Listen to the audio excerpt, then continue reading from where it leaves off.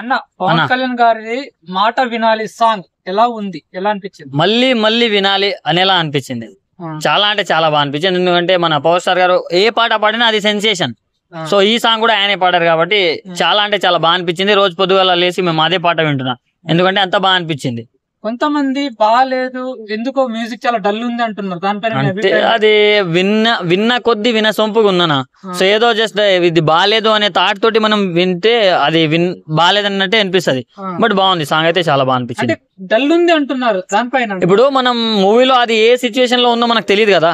ముందే ప్రతి song hip అప్పు అన్నట్టు ప్రతిదీ ఐటమ్ సాంగ్ అయిపోవాలంటే కాదు కదా. కొన్ని సాంగ్స్ ఇట్లుంటాయి, కొన్ని సాంగ్స్ అట్లుంటాయి. సాంగ్స్ విజువల్స్ ఎలా అనిపించాయి? బాగా అనిపించింది. ఆయన దాంట్లో మన పవన్ గారి గెటప్ కూడా బాగా అనిపించింది, ఆయన లుక్స్ కూడా బాగున్నాయి. ఇందులో మనకి డిప్యూటీ సీఎం గారు అయిన తర్వాత వస్తున్న సినిమా అంటే ఇప్పుడు ఆయన నార్మల్ గా ఉన్నప్పుడే ఒక రేంజ్ లో ఉంటుండే ఫ్యాన్ బేస్.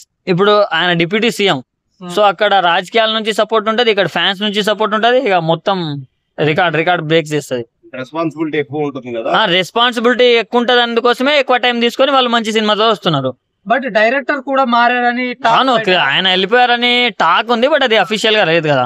సో వచ్చిన తర్వాత చూడాలి. బట్ ఇష్యూస్ జరిగాయంట, మనం ఏం చెప్పలేము. లోపల అయ్యేటివి మనకు తెలియదు, బయట ఏదైతే మనకు అవుట్పుట్ వస్తుందో దాని గురించి అడగండి, నేను చెప్తా. ఓవరాల్ గా ఈ సాంగ్ ఎలా అనిపించింది? బాగా అనిపించింది అన్న, మళ్ళీ మళ్ళీ వినాలనిపించింది. Okay bro, thank you.